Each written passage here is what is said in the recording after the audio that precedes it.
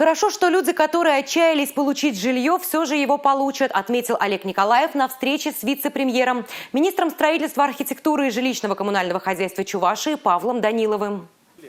В ходе встречи обсудили вопросы выдачи жилья 13 дольщикам, которые приобретали свои квартиры еще в 95-97 годах прошлого века, но не смогли получить из-за мошеннических схем застройщиков.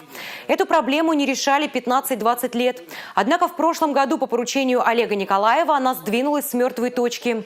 За последние 2 года подготовили нормативную базу для передачи участков земель строительным компаниям, заинтересованным не только возводить жилье, но и решать социальные вопросы. В 2022 году сократился единый реестр проблемных объектов. Решится судьба 8 домов долевого строительства. В 2023 году планируется исключить еще 8 объектов из единого реестра проблемных. Вводятся и новые меры поддержки для улучшения жилищных условий.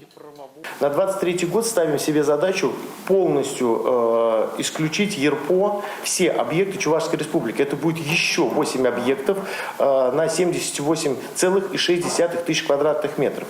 Это Грандстрой, 4 объекта Лидила и из регионального фонда по фирме «Сталка», «Алза» и «Победа». Причем по последним объектам работа идет в полной мере. Нужно только смотреть, отобранные подрядчики. Также в скором времени введут новую льготную ипотеку, совместную с Дом РФ программу, которую анонсировали на День Республики. Она предполагает снижение процентных ставок на улучшение жилищных условий.